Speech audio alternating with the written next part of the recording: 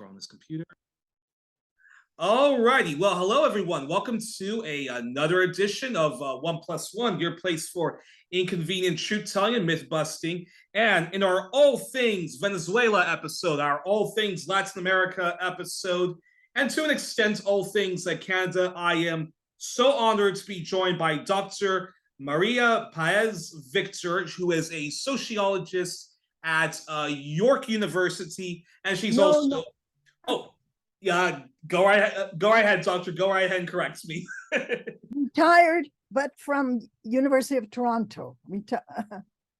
Okay, so a retired sociologist professor from the University of Toronto. Okay, yes, that is my mistake. But a prominent member of Venezuela solidarity affairs, Latin America solidarity affairs, and pushing back against the Anglo-Canadian Canuck Empire, and yes, that's exactly what we're going to be talking about, which is all things Venezuela. So, first of all, Doctor, it's a real honor to speak to you.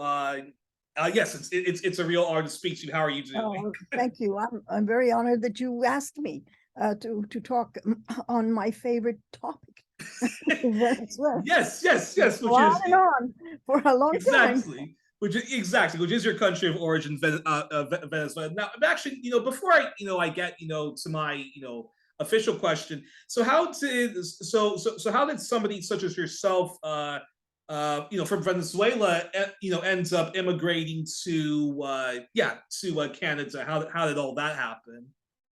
Well, it was just serendipity.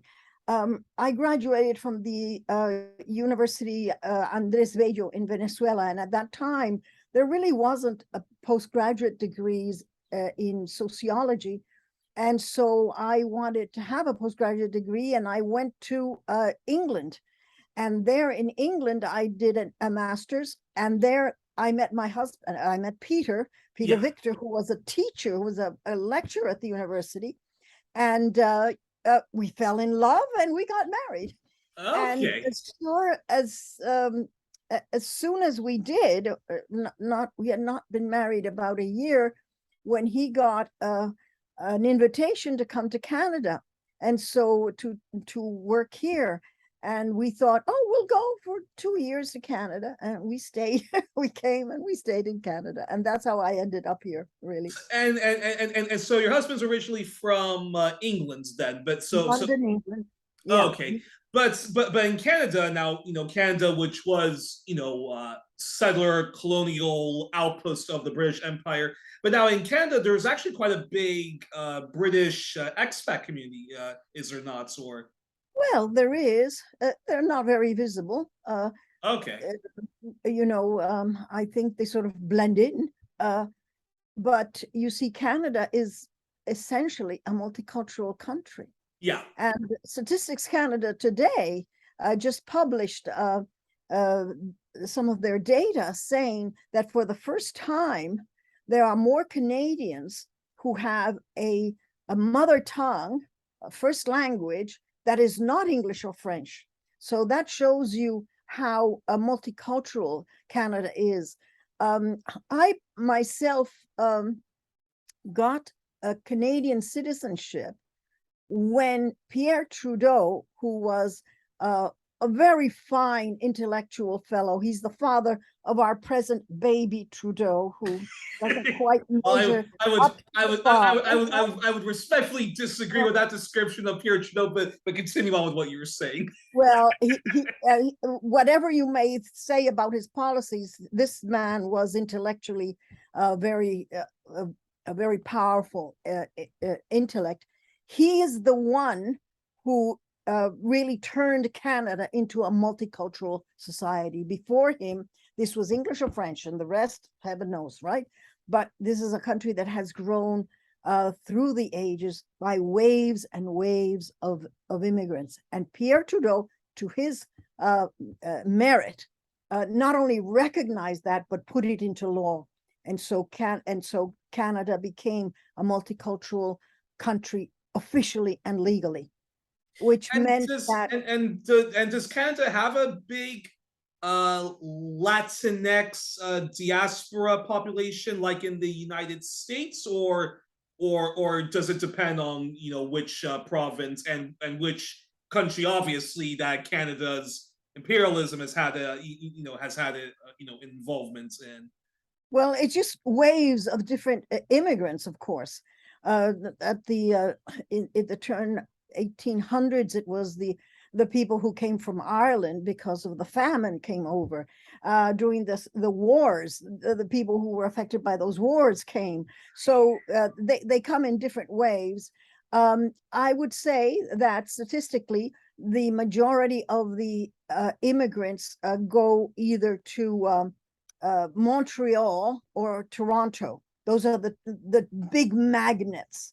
The country, the cities. They usually come to the cities rather than go to the countryside, which was very different in the last century, because in the last century, people who were basically rural agriculturalists from Poland, from Ukraine, from Russia, from Scandinavia, they all went to the prairies, and they are still there. Their descendants. They are the great, let's say, growers of Canadian grain. But Yeah. that was the 1800s, right? Right now, most of the immigrants go to the cities, and basically because the cities like Toronto and Montreal have more services for them, and so they are very multicultural cities, Toronto and Montreal. Yeah. Yeah, that probably must get under the skin though of Quebecers, because I know Quebec, there still is a desire to be an independent country, and I think one of the Quebec nationalists, when they lost the referendum, he blamed it on the Anglophones of Montreal and the ethnics of Montreal, so the immigrant population. Well, a lot of that has really fizzled away. The Canadian government I think, was very wise and granted to Quebec many many jurisdictions that other provinces don't have. So, for example, Quebec has a great deal to say as to which immigrants go there, and no other, the other provinces don't have that. They said, we want to know who comes here. We want to teach them French and all this kind of thing. And Canada allowed all kinds of things like that, which was very wise when you compare, for example, the Basques in Spain. Well, there's this stupid sort of government of Madrid who doesn't know how to deal with separatist, reivindications. And so what has happened is that the question of separation is more something of the old people. The young people don't care about that. The young people want to go forward. They want jobs. They want education. They want all that kind of thing. And there isn't a push because, they aren't being oppressed in any way. they got That's you know it's fun that you mentioned that. That's a conversation that we should definitely explore for another day. But because I'm of the opinion, I know I have my respectful disagreements with my dear friend Alfred De Zayas, who believes that Catalans should at least have a referendum on independence, which I don't, which I'm not opposed to. The only thing I'm opposed to is the premise that the Catalans and the Basques and the Galencians are all heavily oppressed by Spain. I just do not buy that thesis. But that being said, if they really do feel that they have the right to self determination, there should just be a referendum done it, because what Spain is doing right now is the mistake that Canada did when Quebec had a very strong sovereigntist movement, which is if you oppress them very harshly, it's only going to further inflame it's the crazy. Yeah, feelings of Canada wanting the didn't do that. divorce. Canada did not do that. The other thing that I have to defend Pierre Trudeau, the father of the baby Trudeau, is that he also brought forward the Canadian Bill of Rights, okay? Our Bill of Rights. And that holds for Quebec, for Ontario, for Prince Edward Island, for everybody. And this has been a jewel for the political body of Canada, okay? Because it really does fix in cement the rights of the citizens of this country wherever they live. And all of these things, you know, and of course the progress that has been made with you know, interprovincial commerce and all this kind of stuff, really people, it's not a big issue anymore in Quebec. That's what I want to say. They still have their pride and their flag, and you know, we are Quebecois and all that. That's fine, it's okay. But you know, they never really wanted to separate. They wanted what was it called? Sovereignty association. Interesting. I'm always curious how it's going to happen in Belgium, because because understanding more the history of, you know, Quebec and Canada, I'm certainly much more, you know, sympathetic and empathetic to, you know, Quebec, if it ever hypothetically was to have another referendum and finally, you know, But they keep losing the fact. Look, they keep losing those referendums. You know, I mean, you talk to, as you go to the rural areas, or even go to Montreal, and people will say, no, you know, if there's a referendum, they'll lose it because they want to be part of Canada. Now, the other thing that has happened is that, you know, there have been tremendous geopolitical changes in the world, right? And look at what's happened with Britain, who left the broader issue of Europe, because we're going to be Brits, and you know, we're going to bring back Boudicca, and we're going to, you know, chase the Danes and the Vikings out of here, right? It has been a disaster. Why? Because Britain is a tiny little island, okay, with hardly any natural resources, and in this world you've got to belong to a larger group if you want to. Well, the Brits the Brits would say we're the fifth largest economy in the world, and all the banking comes to us. And of course, they still are an imperial nation when it comes to, you know, their former colonies.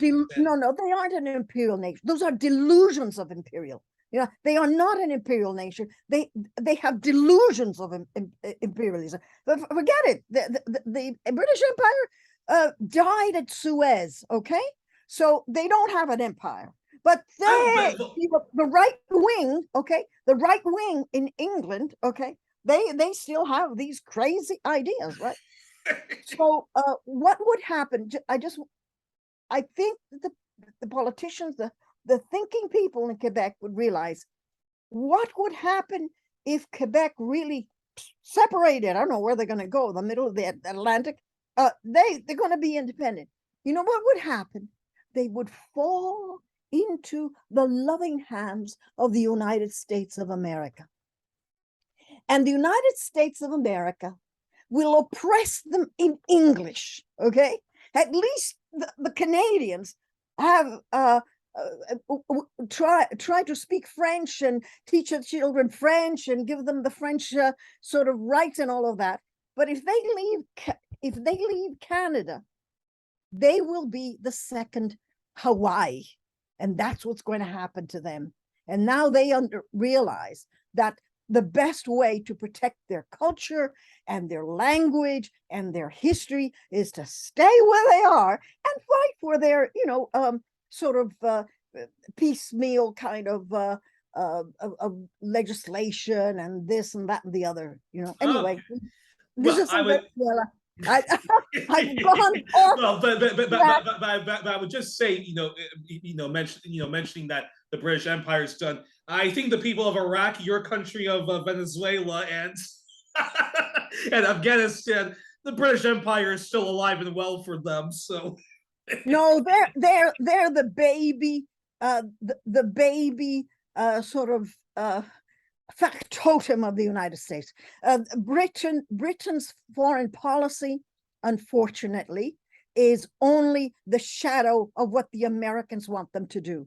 And very much a colonial hangover, though. And yes, they have the colonial. This is also why I do believe strongly in Scottish independence, which is very much a progressive project. Yes. And if Wales was to ever want its independence, I'm definitely in favor of Welsh independence as well. But Youri, I was in Britain during the whole debacle of Brexit. If Britain had said, we want to be independent of Europe because we want a different society, because we want more social justice, because we want greater input in climate change and the environment, because we want to bring down the inequality of this society. If they had some sort of lofty idea how they were going to improve Britain, I would have said, hey, good for you, that you don't want to fall into the materialism and the market of Europe. This wasn't it. The funny thing is that originally the whole idea of Brexit was actually amongst the far left, the Tony Benns of the world, and there still was a bit of that. That was a long time ago, friend. That was 40 years ago. Okay. I mean, and there like Ben said, don't go. There still was some of that, but the problem is that, and I think those of the EU left reformists, I think they're the ones that got vindicated in the end, because they were saying to the Tariq Alis, the George Galloways of the world, the Blue Labour folks and the Socialist Worker Party, they were saying, yes, everything you say about the European Union is true, but when you vote to leave, you're only going to empower the most reactionary forces. Absolutely. And we've seen that played out. So. Absolutely. And when I was in Britain and I saw this played out, what I saw was that horrendous racism, horrendous open racism. We got to get these Poles and these Hungarians and these frogs from France. We don't need any of these. I mean, this was being openly said. It was tainted by horrendous, first of all, delusions of grandeur, we looked at Britain and said, what grandeur? You have no grandeur anymore, excuse me. And second of all, we who in Canada who have this, whatever faults we have in Canada, we have social peace, and you don't have people going on about, oh, you're French, and oh, and you're Pole, and you're this or the other, right? And no one would dare speak the kind of things that I saw spoken in Britain during this thing. We don't want these frogs. We don't want these, Europeans. We are self-sufficient. It was all, excuse me, the right-wing fascist narrative. And that was so scary, because this is what it was. It was the fascist right that took up this narrative and, made rings around people's head, and they went like sheep and voted for this disaster that has come upon the British people. Because I feel sorry for the working class people of Britain. They are going through hell right now. And it's a pity, nationalism really stops people from thinking sometimes, but it's just a pity that sort of narrow nationalism, this feeling that, oh, the EU is colonizing us. How dare Jeremy Corbyn even ask us for another referendum? Well, the fact that that those, what they call blue labor folks, the traditional labor voters, whatever the hell that means, the fact that they actively voted for, a complete charlatan and scumbag in the form of Boris Johnson or the Brexit Party, or they actively voted for Boris Johnson or the Brexit Party, I think unfortunately says much about where the mentality of left nationalism is. But there you go, buyer's remorse now, and hey, they're out, and now of course they have to find new scapegoats, which is basically all the Yeah. which is where all the transphobia is coming. But anywho, change of subject. Let's talk about your country of Venezuela. Now, one thing I wanted to ask you about. Actually, before I get to this official question, I have to ask, this about Venezuela. What was it like, when the sanctions were getting more intense, the garimbas were getting more intense. These were the street thugs, and in the presentation, you actually showed that a lot of the symbols of those so-called freedom fighters against the oppressive Maduro regime, actually a lot of their symbols came from the fascist flaying movement of Spain. But I know for a fact it was very, very difficult to convince fellow left wingers that this was again an attempted coup all over again, just like what we saw with Hugo Chavez.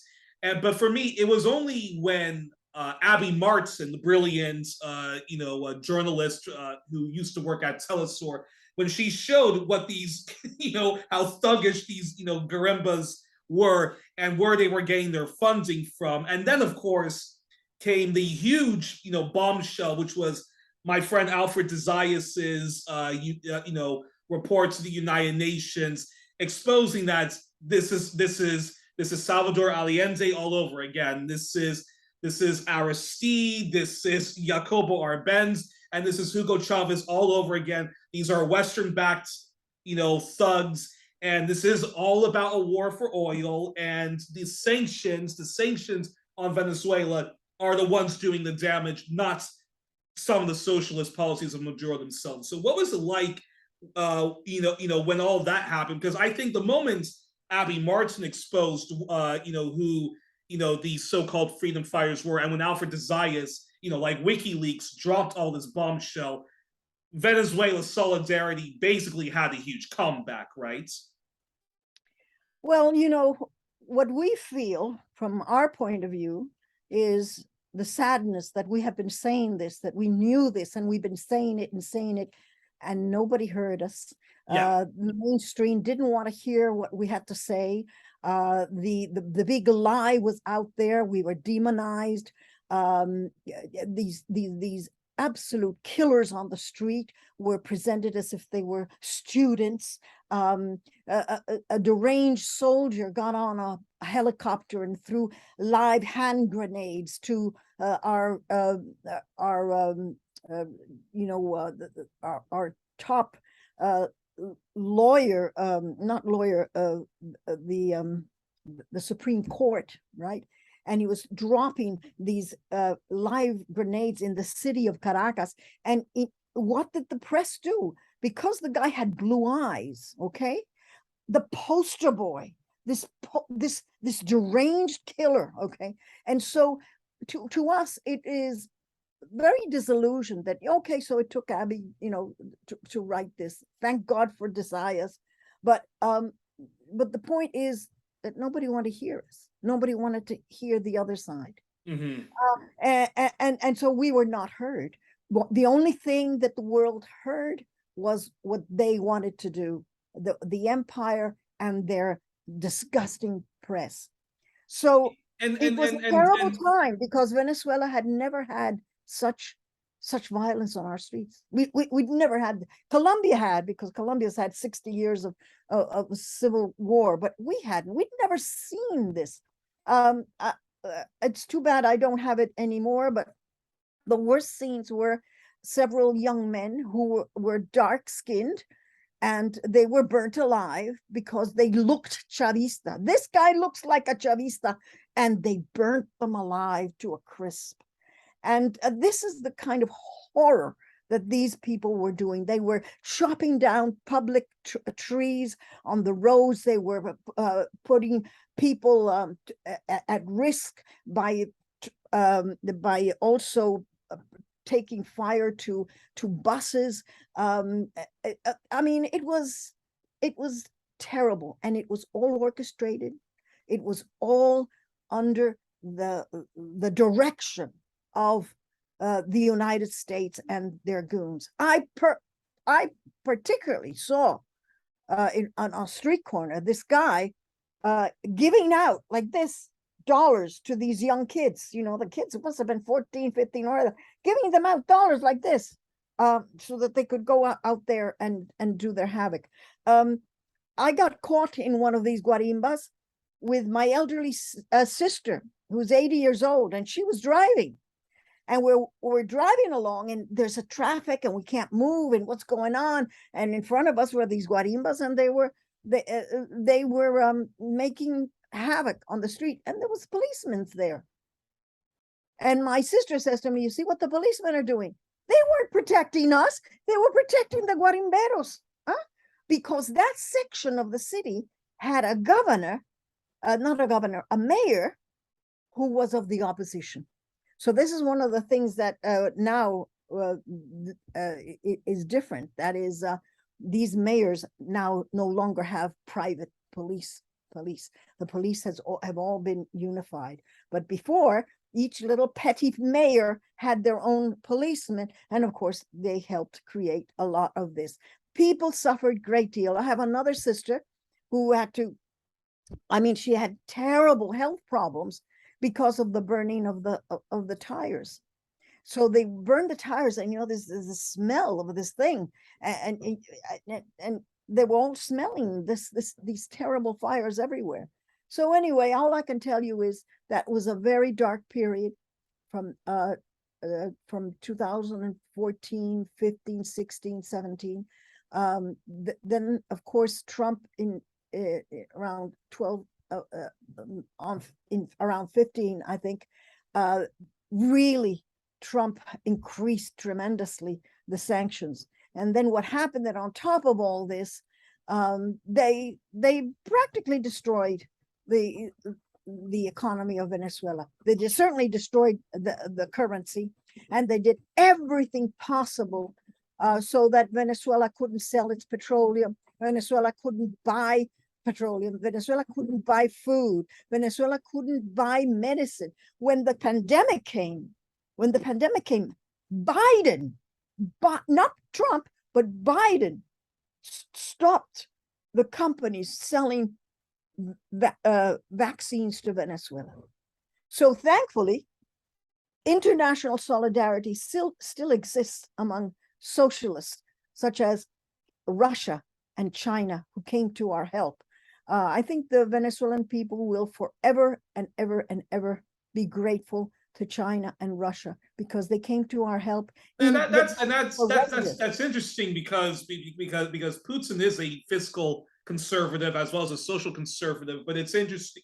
But I think the interesting thing though about Russia and China, it annoys some people, but like it or not, they do understand the importance of sovereignty, which is just an alien concept compared and they also understand what imperialism is. And I have to tell you, yeah. I feel, like many of us in Venezuela, feel very bitter for the international socialists. Okay, the people out there in these other worlds who say they're communists, they're socialists, they're Marxists, they're Leninists, and whatever, and did not support us.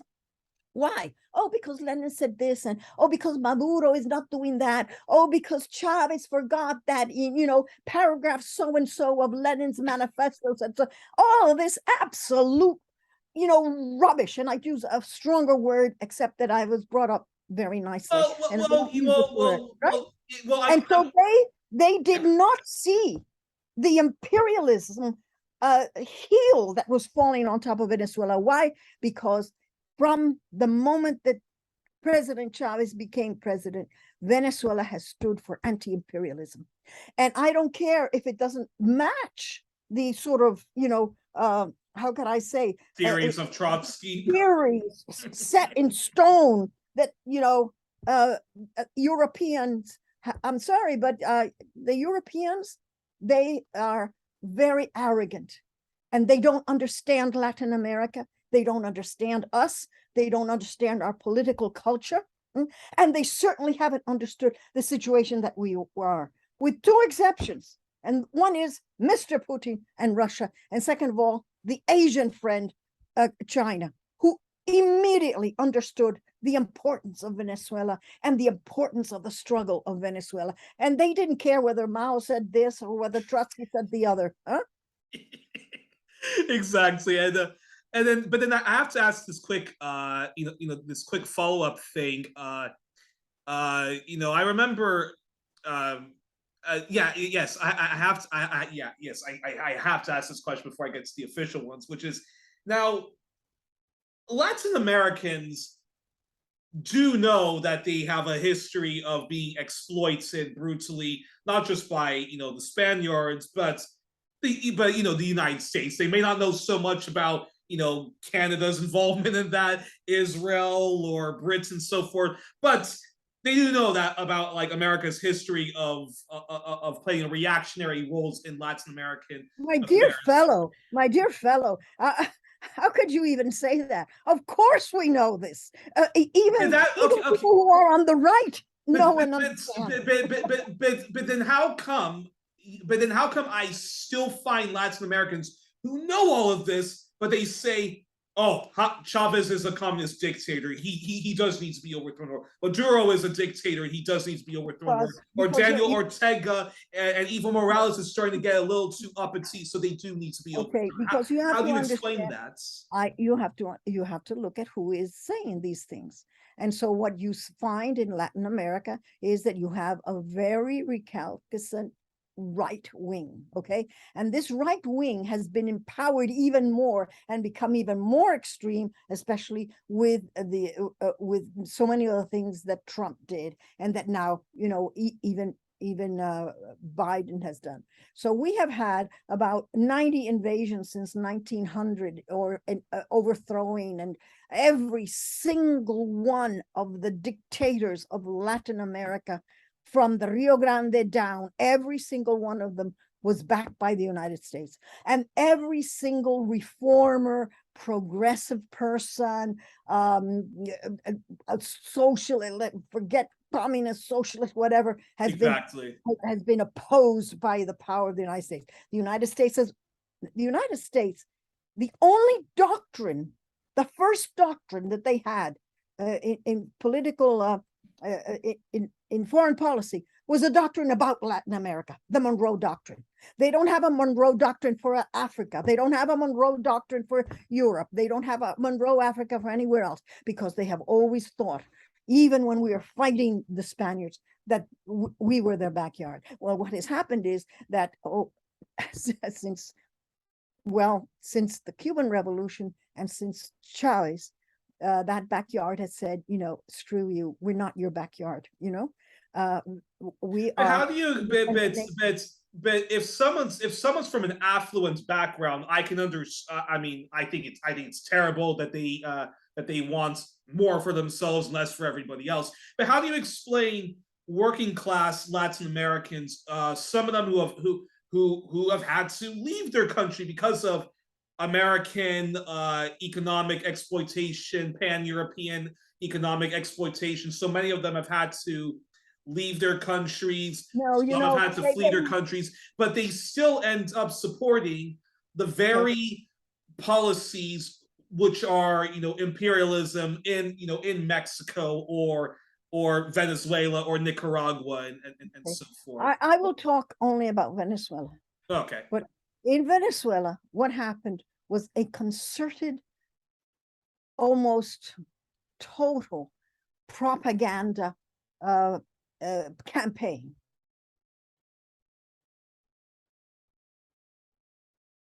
Oh, the working class. Oh, okay, you paused for a moment there.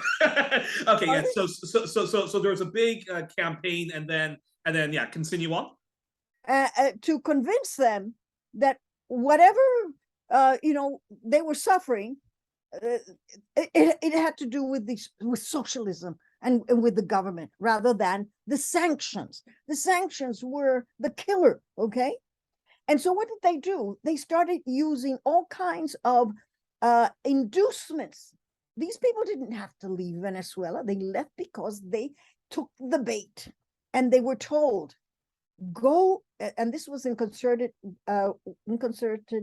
fashion with the right-wing governments of Latin America, Peru, Ecuador, which had fallen, okay, Bolivia, which had fallen, Chile and Argentina, they were all with right-wing governments at the time. And so the word went out, and this was openly in the newspapers. Go to Ecuador, where you will find jobs. Go to Colombia, which you'll, with open arms, you will have all the rights that you like. And so this is the sad thing. The rich, forget about the rich. The rich can go wherever they like because they got money and they can live in Paris if they like. But they preyed on like the struggling middle class and exactly the working and poor. These poor people went, and what happened? They arrived in Ecuador, and they were there with the great unwashed, with the hundreds and millions of Ecuadorians who don't have a job. The same thing in Peru. And so what happened? The very governments that induced them to come and gave them nothing, by the way, were then saying, oh, we have unemployment because of these damn Venezuelans who have come here. Yeah. And so there have been about, at the last I heard, were at least 5,000 Venezuelans murdered in these countries because of the xenophobia. Yeah, our friends at Orinoco Tribune have been covering this a lot. Yeah.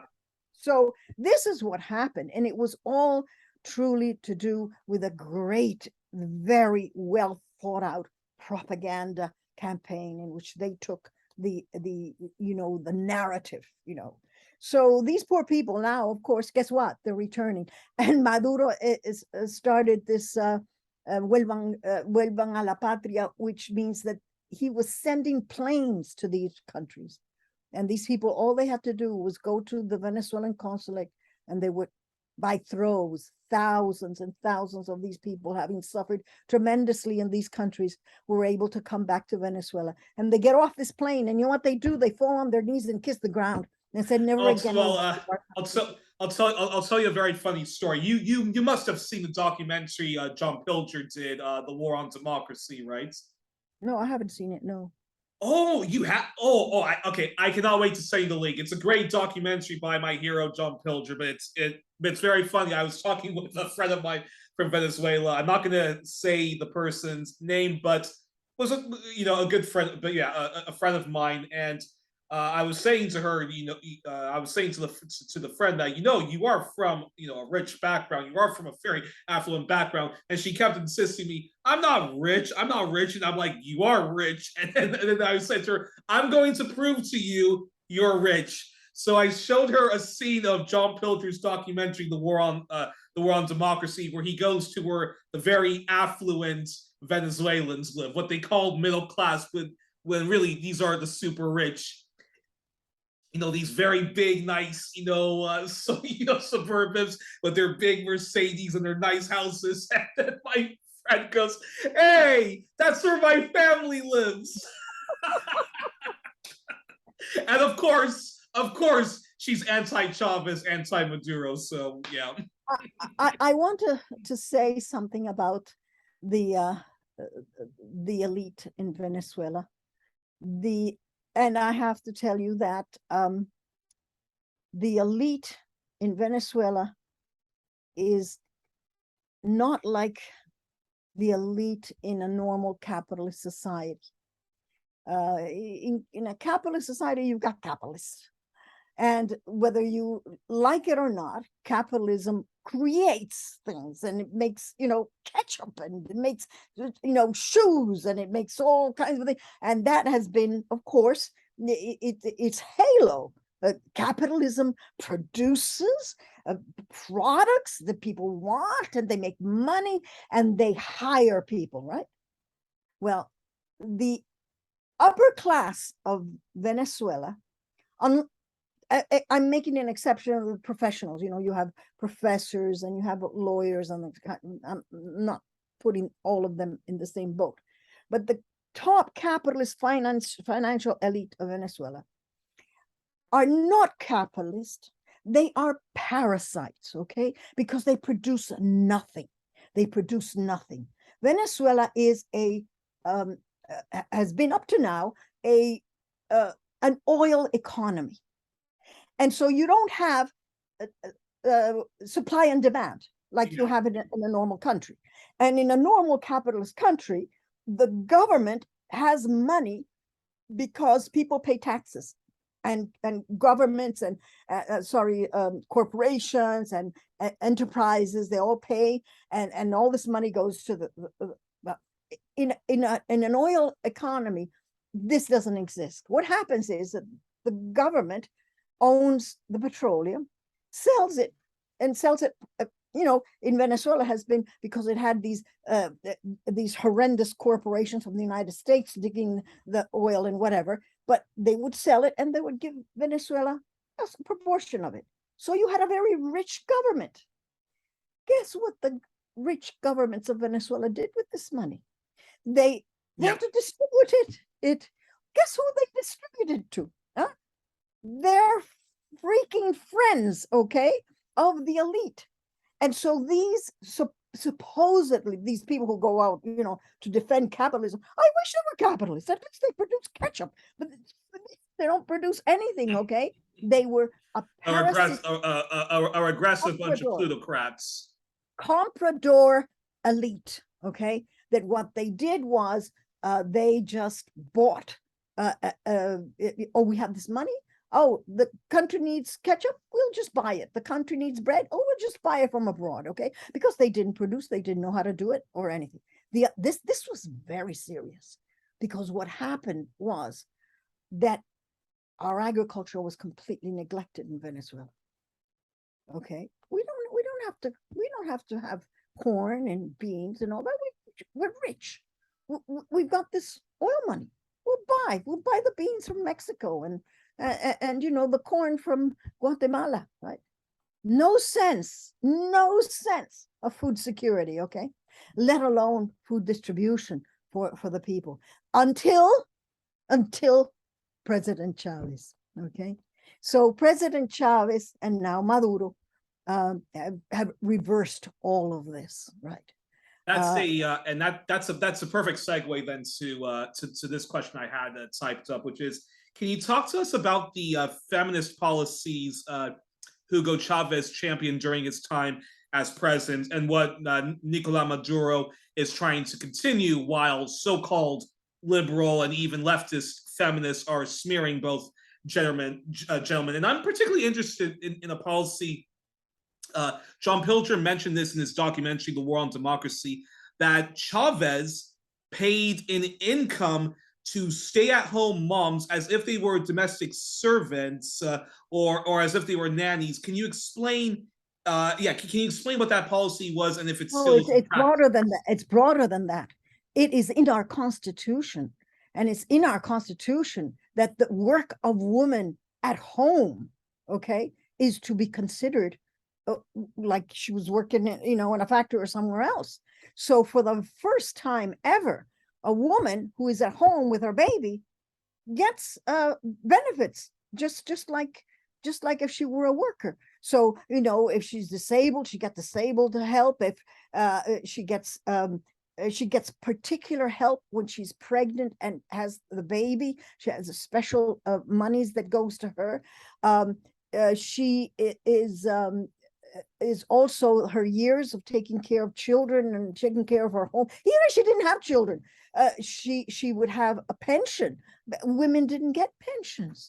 Oh, you were at home. You were like nothing. You weren't going to get a pension. So this was really, and I really like it that Code Pink picked this up from the very first. That it was the most, I would say, progressive constitutional policy towards women in the world, because that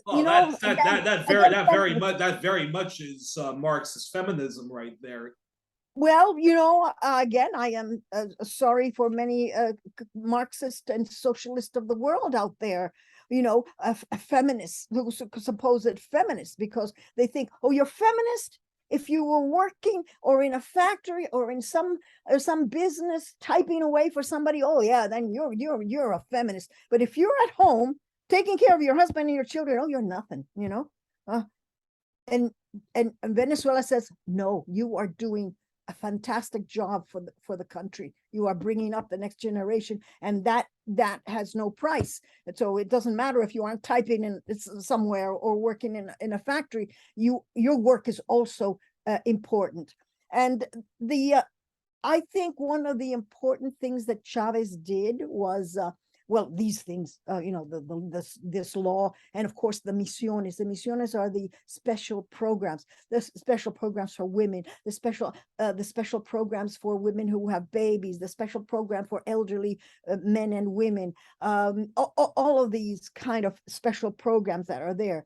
But more than that, what Chavez did, and he is a man who had 3 daughters, he was brought up by his grandmother, whom he adored. And what Chavez did, he was a great big macho guy, okay? He was a military, he was a paratrooper. He would jump off helicopters. No one would doubt that this was a macho man, okay?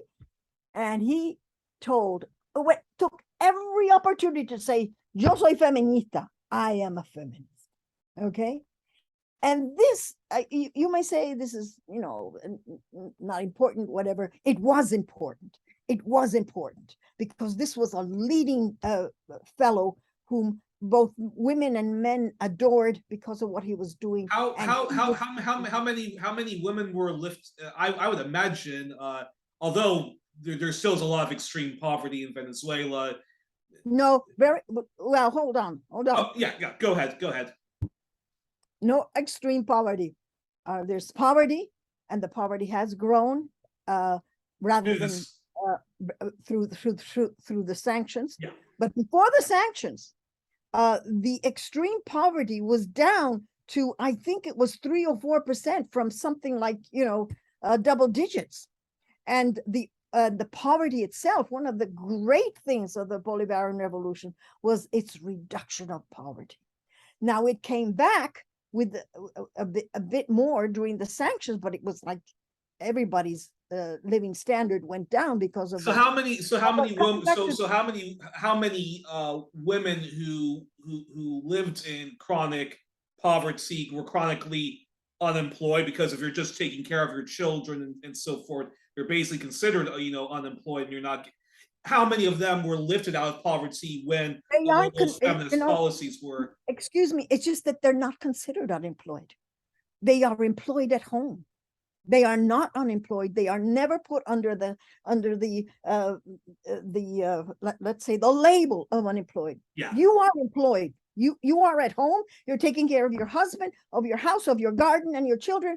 You are employed. You are not an unemployed person, and you deserve all of these programs and all of these benefits. Now, look, Venezuela is very much the Bolivarian Revolution has immensely increased the presence of women. For example, we have 50,000 communal councils in the country, 50,000 of them, and we have 5,000 communes, which are representatives of these. The great majority, I would say 2/3 of the people in these communal councils are women. And when you look at the people in our National Assembly, there are more than half of them are women. And when you look at even the political party, the PSUV, it is just full of women. The women are really essential. And the PSUV is what party is that? PSUV is the government party, Partido Socialista Unido de Venezuela. Okay. United Socialist Party of Venezuela, which is the governing party, right? And so the women are true leaders there. Maduro's wife, she's called not the first lady, but la primera combatiente, the first combatant. And she is not a meek little woman making cookies somewhere. They met because she was Chavez's lawyer when he was in jail. Okay, so this is a really extraordinary lawyer, and she also is a member of the assembly. She was, I think, at one point leading the assembly or whatever, and she's an incredibly intelligent woman. Our vice president is a genius woman called Delcy Rodriguez, who is half my size, and I'm not very big. She has degrees from London, I think London School of Economics, and a PhD from the Sorbonne. And she is the most extraordinary person, and she's leading everything related to foreign policies in Venezuela. Her brother is the head of, like the Speaker of the House. Yeah.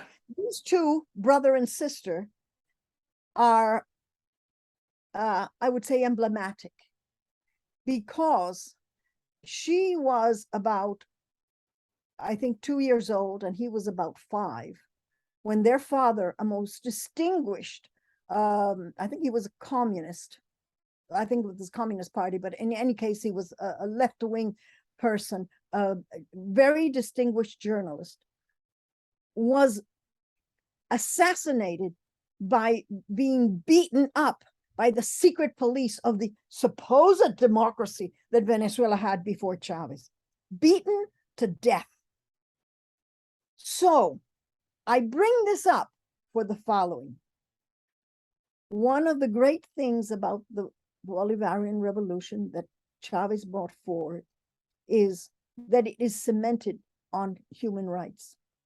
And it is people like Delcy and Jorge Rodriguez who saw, or didn't see, but know that their father was brutally murdered by the secret police of the time, said this will never happen again. And so Venezuela is very big on human rights. And I think Alfredo De Zayas really understood that this is so important in the political milieu and culture of Venezuela, because they aren't the only ones. Many of the people who are in the Bolivarian Revolution had their families and some of them themselves suffered from having their human rights trampled by the disgusting governments that we had before.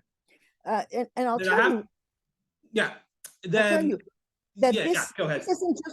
This isn't just, of course, the Chavistas, of course, all this, but there comes a time when a society, I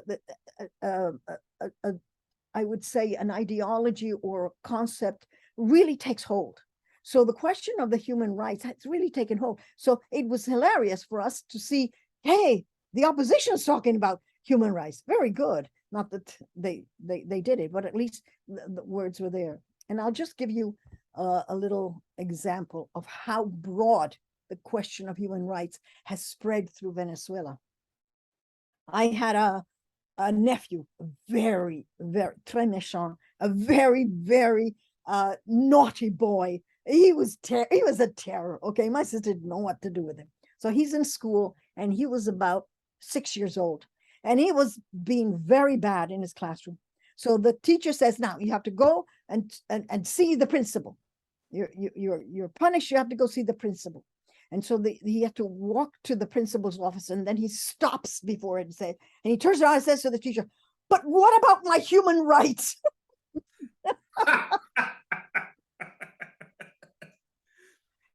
Well, speaking of the human rights, that's probably a very good segue to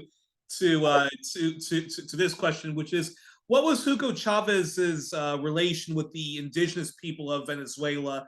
What were the positives and negatives, and what has Maduro been trying to do to strengthen indigenous people's rights, their contribution to Venezuelan culture and society at large? And there's something special about indigenous people, because don't they have special seats in the National Assembly and local municipalities and local governments? And can you explain that? Well, I remember one of the first times I saw Chavez on TV. So this was early on. I think this was 2002 or 2003. He's on TV, and the camera says, "I want the camera up close." And the camera comes up close, and it was our new constitution, and it was written in one of the indigenous languages.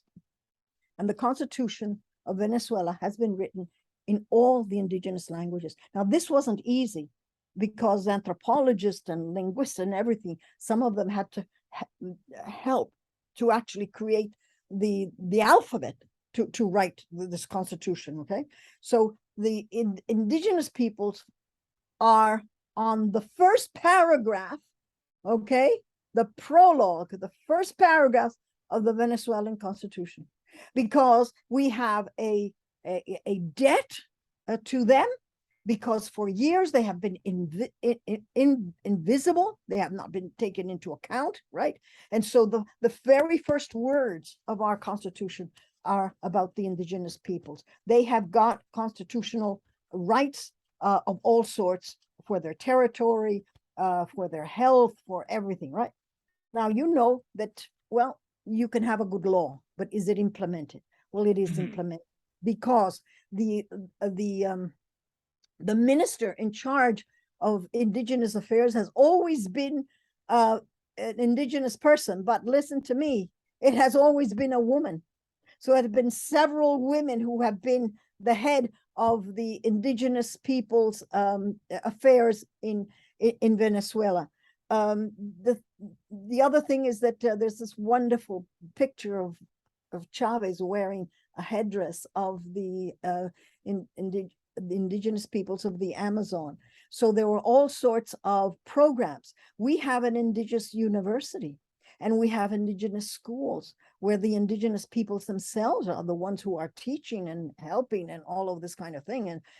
And they have such knowledge of their milieu, of the herbs and the flowers and the animals and all of that.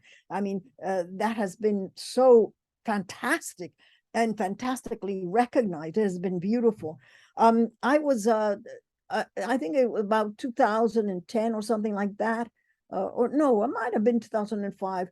I had a friend here, or someone who was in one of the meetings said, but you know, I went to Venezuela and there were indigenous peoples marching down the streets of Caracas demanding something or other. You know, how can that be? You know, Chavez, you know, it likes indigenous people. And I said, isn't that wonderful that the indigenous peoples who are marching down the street asking for whatever it was that they need? Who else knows what they need except themselves, right? In the past, with our other governments, they would have been dispersed by machetes to get those Indians out of the street. How dare these Indians come in here to demand this or the other? Well, this doesn't happen anymore in Venezuela, not anymore. Chavez was incredibly proud of his Indian blood because he was a mixture of Negro and Indian, which myself, I am too. I'm a mixture of Indian blood and black slaves and white. We are mestizos, huh? And he was very, very proud of that. The opposition, of course, despised him for that and called him, when I first... Lots of racist shit. I won't even go into what they called him, you know, but it was not pretty. And whereas this was a man who was proud, very proud of his ancestry. So I would say that the indigenous peoples in Venezuela are, you know, there's always struggle, especially along the Brazilian, the Brazilian frontier. The people in Brazil want to come to Venezuela because in Venezuela they have more rights than they have in Brazil, especially under Bolsonaro, who's a complete monster, right? Yeah. And the same thing in Colombia, right? On the side of Colombia, they suffer so much. But then I have to very important question is, were there ever any clashes between Chavez and the indigenous people, or Maduro and the indigenous people, due to the fact that due to the fact that the Bolivarian governments do engage in extracting oil, which I imagine is on a lot of traditional indigenous No, lands, and then of no, course there's no, the no, whole problem with no. eco-socialism It's a versus. different situation. I was very honored. I was super honored to have been invited to the first international meeting of the indigenous peoples of the Americas. And I was the only person there who had come from Canada there. And I was a bit worried because I was worried they might think that I was actually representing Canadian indigenous peoples, which I wasn't. But Mhm.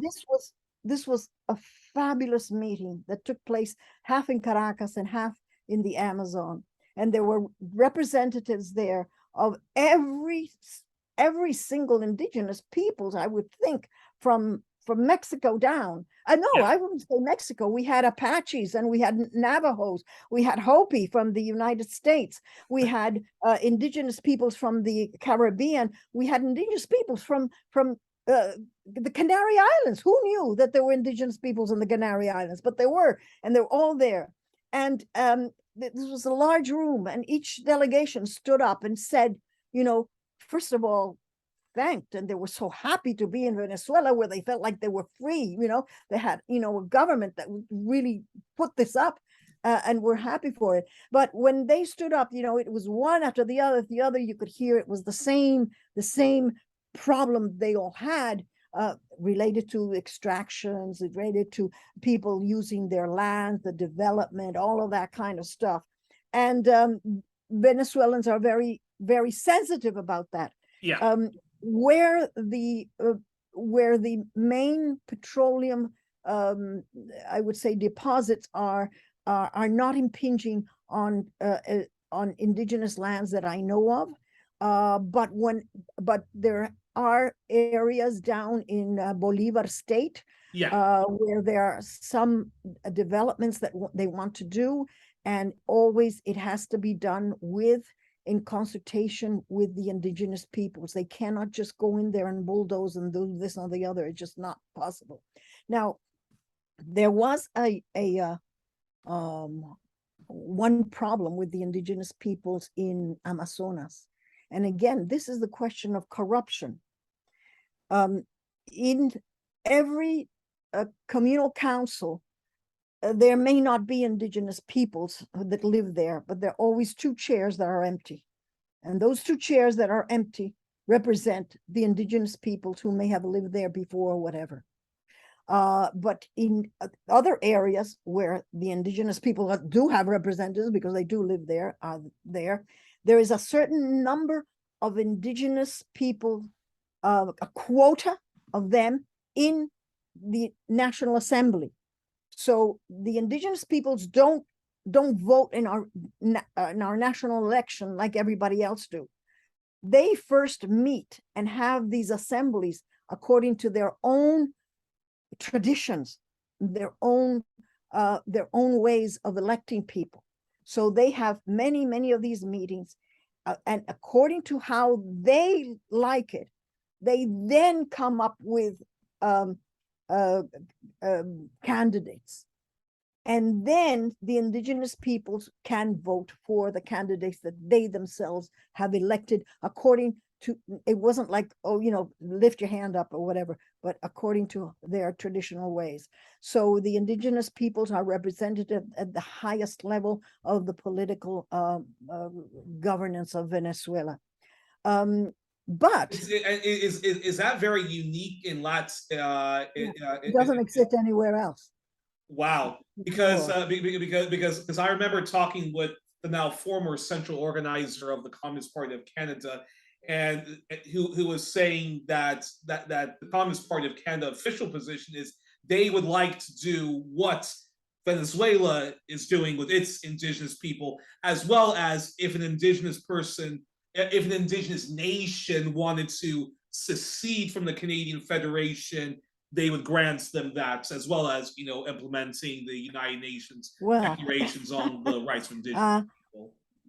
The Canadian indigenous peoples have very serious problems. As does the Americans, as does the Aboriginal Australians they and the they are Sami people. very divided. They are very divided, and it's not only due to them. You have had legislations that for decades and decades have worked precisely to divide these people, and so they don't speak with the same ideas. And I doubt that any of them would secede anywhere.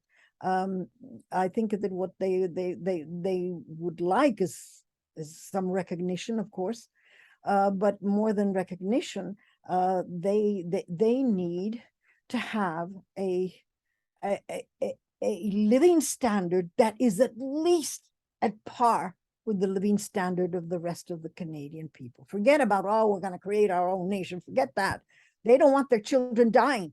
The Inuit don't want their children committing suicide. Do you know that the Inuit children in Canada have the highest level of children suicide that doesn't exist in any other segment of the Canadian population?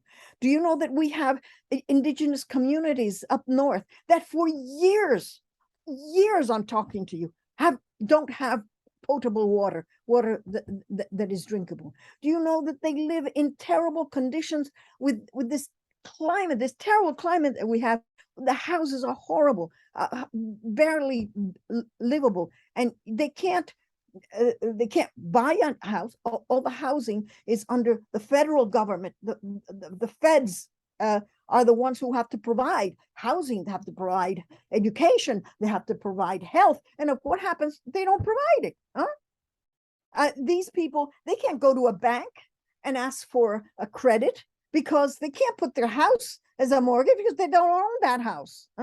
So we have a situation of true dependency and colonialism and oppression of many communities in Canada. Now, there are some communities who are very rich, those in Alberta, the ones who were fortunate enough that there were companies that wanted their land because of the oil and whatever. Oh, they're sitting very pretty. Are they doing anything with that money? Are they sort of spreading it out to their brothers and sisters?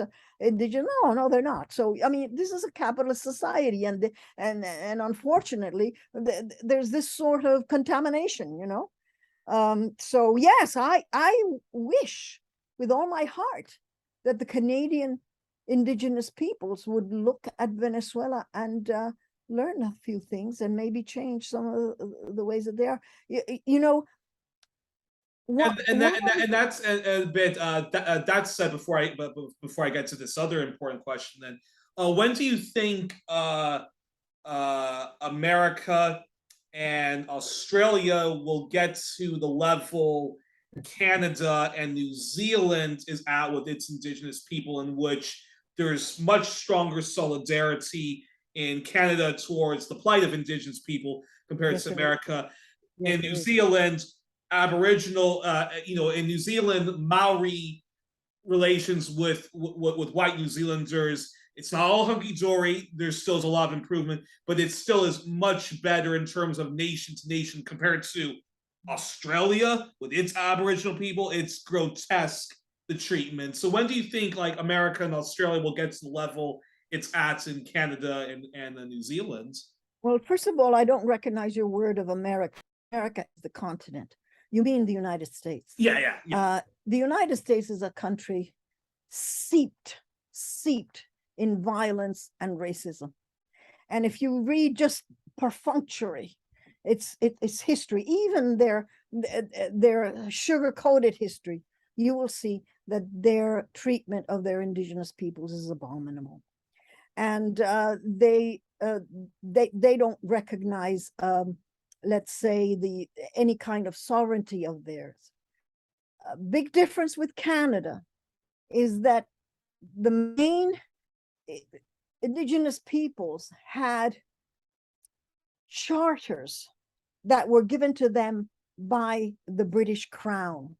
And I know this sounds colonialism or whatever, but the Indigenous peoples revere these charters, because these charters are a recognition that they are nations. And so Britain has left that legacy here in Canada. It didn't leave it in the United States. The United States has so many problems with its own working class, with its lumpen proletariat, okay, of which the indigenous peoples are part of it, you know. And it is a nation that is,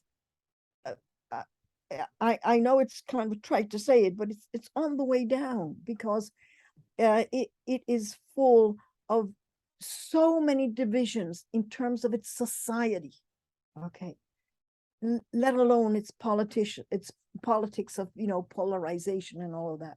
I'm very worried for the United States of America, because we have seen the rise of far right that has very frightening, very frightening coincidences or characteristics of fascism that Europe had. So do you think do you think So, do you think Native Americans would be better off fleeing to Canada or to Venezuela? And do you no, think of course not. Aboriginal No, no. Australians should just No, no, flee no. Australia and go to New Zealand They've or got to defend Venezuela? their land. They've got to defend their land. Fleeing is a ridiculous thing. No, I think that the indigenous peoples of the United States and of Canada are the guardians of that spark that their countries may have, of a sense of purpose and a sense of sovereignty and a sense of justice. What they have to do is bring in their brothers and sisters from not only other indigenous peoples, but also of ordinary people in their countries. I think that the fact that, for example, in Canada, we always hear how the indigenous peoples live and have wanted to live in harmony with nature, and that they take decisions and they think of how this decision is going to affect 7 generations. You know, this is the kind of thinking that the entire country should have, right?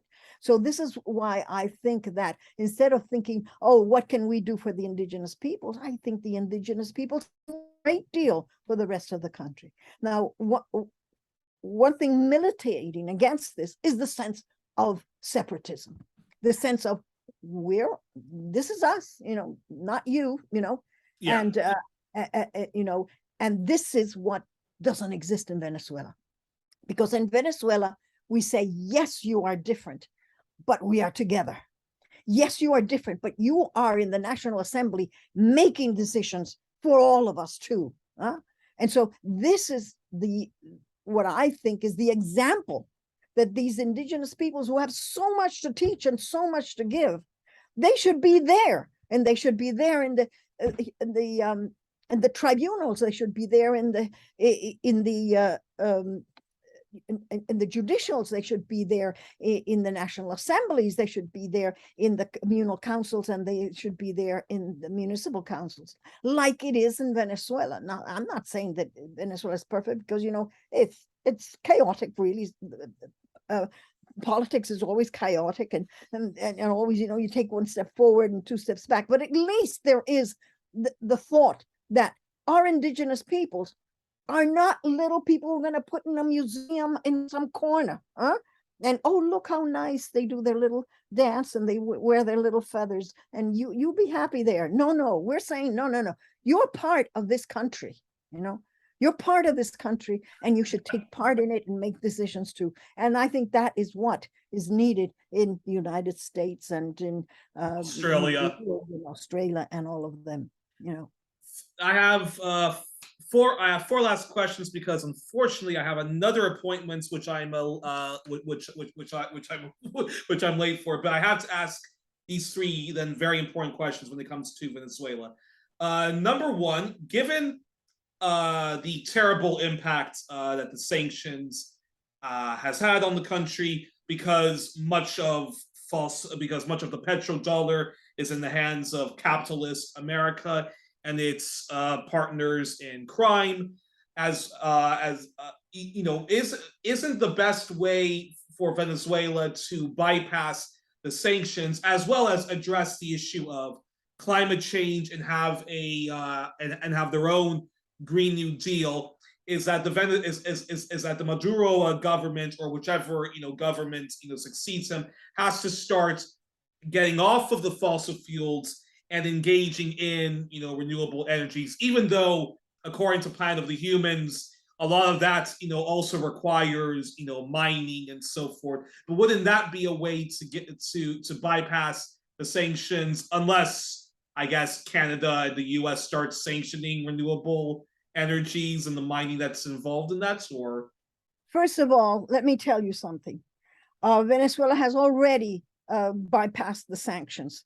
Venezuela, with its friends, Iran, Russia, China, Belarus, Cuba, we have been able to, thumb our noses at Mr. Biden and Mr. Trump, and we have been able to buy and get our vaccines, and we have been able to get food, and we're able to refurnish our refineries and all of that. But for the world to say to Venezuela, a country that has to struggle to pay, food for its people and everything, oh, you get off fossil fuels. Excuse me, go to the devil, go to the devil. The fossil fuels that have to stop are the super consuming, the ultra consuming, the rich nations. They are the ones who have to get off that horse and stop telling the poorer countries, oh, no, you got to tighten your belt. Forget it. Go to blazes with that one, right? Because what we need. Let me finish. That would be a win-win for the country. Let me finish why. Okay. There's one Earth, okay? There's one Earth, right?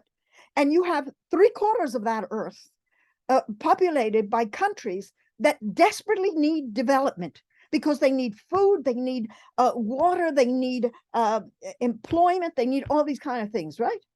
And then you have a tiny minority of very rich countries that have everything and more. Their consumption is grotesque and immoral.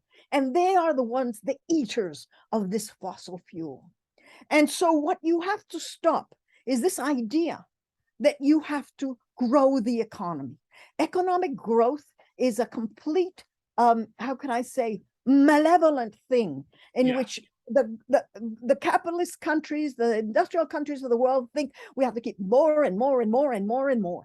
You don't need more. You already have enough. You go to a supermarket here and there's an aisle, okay, an entire aisle of cereals, 50 million cereals there, when 1 or 2 would have been enough, right? So how dare the rich countries tell the poorer countries, oh, climate health. No, these countries need to develop. And right now, they have to use fossil fuel because there isn't another alternative. Now, the countries make great effort, like in Venezuela, we're making great efforts to have solar energy and energy from the wind and all of that. But guess what the problem of that is?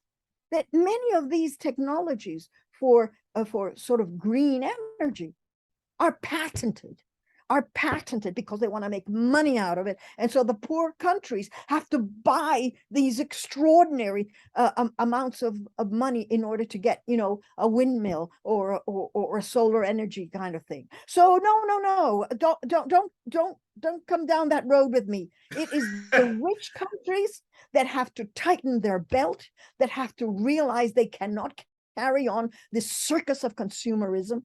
And they are the ones who have to pay for all that they have done, okay, to the poorer countries.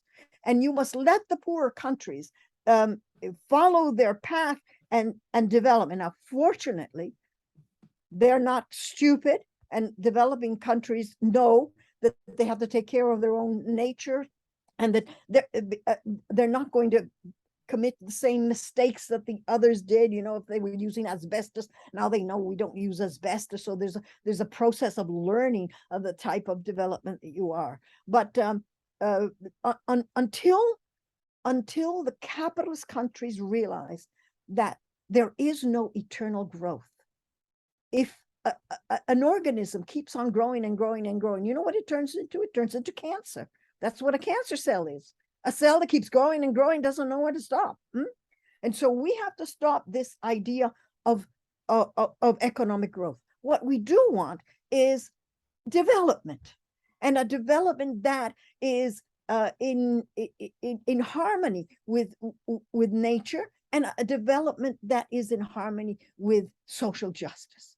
And that is what the poor countries, certainly Venezuela, is aiming at and trying to get.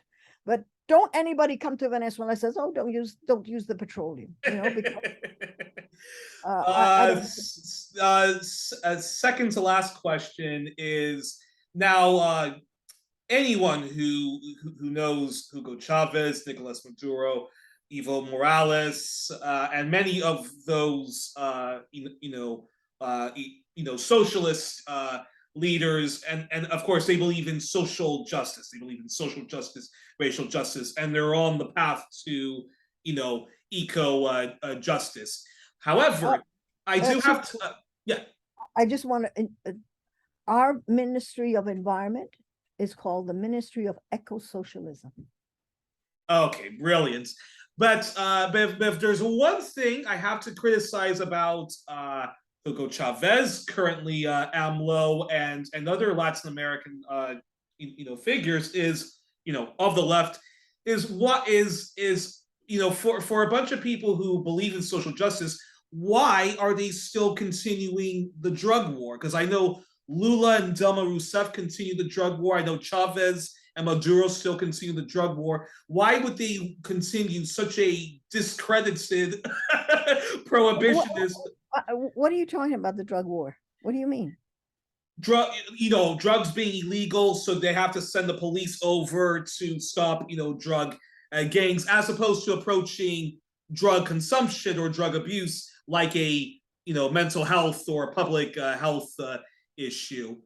Given the drug war is used by the United States to violate all the country's sovereignty and to divide and conquer Latin America, why hasn't Chavez, Maduro, or even someone like AMLO say, okay, we need to end the drug war and we need to approach drugs, like a mental health issue, as opposed to a police, criminal, matter?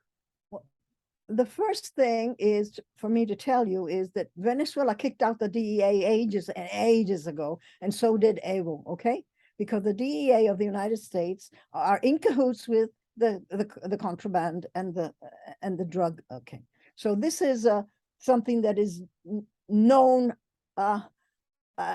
A voce viva. Everyone knew that it was the Americans in there in cahoots with the contraband, especially in Colombia. Mm-hmm. Venezuela has an award from the United Nations for the number of caches that it has obtained, and destroyed.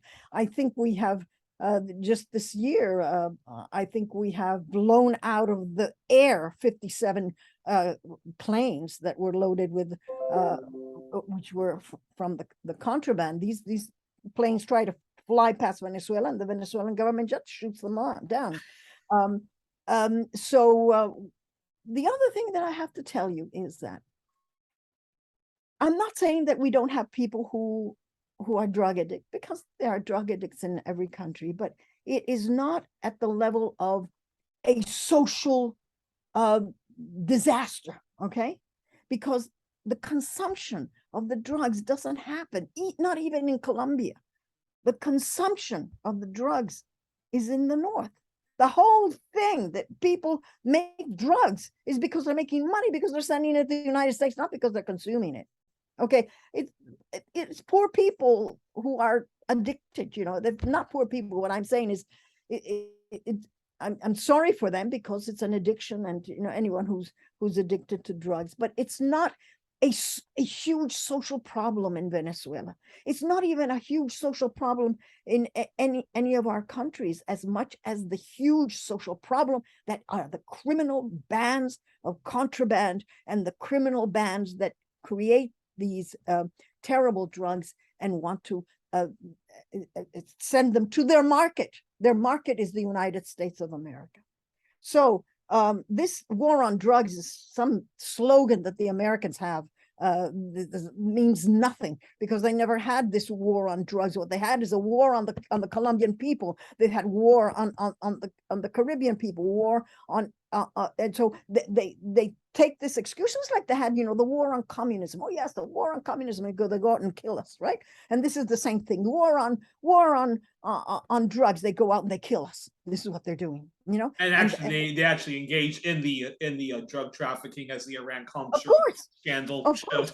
Of course they do. So this is why I was confused. So as the government, even though they're not at a point where they say we're going to end the prohibition of drugs, but they are approaching it much more holistically and with compassion, those who do have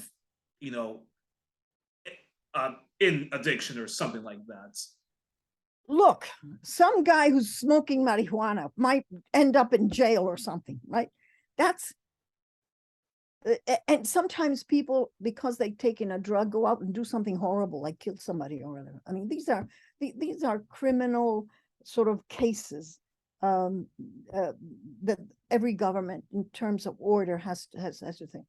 But it's not the big political problem. The big political problem that we have had are the bands of criminals, especially coming from Colombia, that want to install their drug making things on this side, on our side. Our big social and political problem are these criminals who have been in cahoots with the government of Colombia, which now, with the election of Petro, we're all praying to God that maybe something will be done. But this is the big problem, not that sort of, oh yes, someone was smoking something or whatever. It's not a big social problem. What is the problem are those horrible, terrible, murderous gangs, because what's at stake for them are millions of dollars. This isn't like, some small little thing. This is an entire industry that they've got there. And about 3/4 of the people who have been in the National Assembly of Colombia have been I would just say, to end all that, to end these poisonous drug cartels, many of them right wingers on top of that, end the war on drugs, and just like Portugal and Holland, decriminalize and legalize drugs, and you make the opiates, you make that into you give that to the pharmaceutical companies, so you don't have people shooting up a heroin. The marijuana, you tightly regulate that so that so that nobody goes completely off the rails. But anywho, but that's good to know that Venezuela doesn't grow coca. Venezuela doesn't grow poppy. So Venezuela doesn't actually make the drugs. Okay, it's all external factors, lad. Yeah, it's all that you bought it from some Colombian or something or other. So what I'm trying to say is that it is an individual tragedy, and it's something that, of course, the authorities are always looking out for, because sometimes it's like people who are drunk get behind a wheel and kill somebody, so I'm not denying this or putting this down. What I'm saying, the real problem is when these drugs come in, and that's what we have to stop. And the Venezuelan, I must say, the Venezuelan army has been tremendously successful at this, really. All righty. Well, we usually end the program now with the questionnaire done by Marcel Proust, later the French broadcaster Bernard Pivot, and my hero, the late James Lipton of Inside the Actors Studio. So before I let you go, Dr. Maria Paez-Victor, what is your favorite word? My favorite what? Sorry? Your favorite words. My favorite words. Yeah, You mean favorite word. one word or a sentence? Yeah, one word. Well, I would say the one word that is my favorite, because there is absolutely nothing negative about it, is peace. All right. What's your least favorite word? My least favorite word, I don't want to say it because you'll say that I'm very negative, but my least favorite word is I would say oppression. All right. What turns you on spiritually, emotionally, or psychologically? My religion. I'm a Catholic, and I could not stand so much that has happened if it wasn't for my faith and my hope. And I would imagine you're probably definitely of the liberation theology school of thoughts, or? Absolutely, absolutely. And I was taught by Paulo Freire. So yes, I am liberation theology All right. alumni. And then what turns you off? What turns me off? Yeah. The United States of America. What's what sound or noise do you love, followed by what sound or noise do you hate? What sort of what? What sound or noise do you love, followed by what sound or noise do you dislike? Well, I love music, so I like music. And what I dislike the sound of traffic. I can imagine. And what is your favorite curse words? I can't say it. It's in Spanish, and it's Is too it awful. is a Spanish one that has the word P in it? No, that's nothing. compared to the curse words that I know in Spanish that sometimes I say when I read something that completely makes me seethe. I've been brought up too well by my mother and father for me to say it, let alone say it in a media. Okay. What profession, if you weren't doing yours, would you like to attempt to do? Well, if I hadn't chosen sociology, I would have chosen history. Oh, yes, definitely. And you would have been a fantastic, you still are a fantastic history teacher. Look how much we've been learning today. And then what profession would you absolutely not want to do under any circumstances? Oh my God, under any circumstance, I would not be a mathematician. I can barely count. Oh, that's funny. It's funny. I suffer dyscalculia, which is dyslexic of mathematics. So that's interesting. and my PhD thesis was all about mathematics. I don't know how I did it, but I didn't enjoy it. And if heaven exists, what would you like to hear God say when you arrive at the pearly gates? Oh, first of all, I do believe that that heaven exists, and that what I want to hear him say is "Welcome." I want to be in there, as the song says, when the saints come marching in. Well, we were joined on this edition of 1+1, and I'm really sorry that we have to cut it short, but I have another appointment which I'm late for, and so I have to get to it. Thank you. I've enjoyed it very much. We are joined on this edition of 1+1 with Dr. Maria Paez-Victor, who is a retired sociologist, but she still is a strong advocate for her people and the anti-imperialist movement. Doctor, thank you so much for coming on the program. We will be in touch because there's so much more I want to talk to you about. And the next time we talk, we have to give our fellow lefties a huge spanking for their role in imperialism. But thank you so much for joining me today. It was such an honor. Thank you very much for inviting me. It was wonderful. I enjoyed it very much. Bye.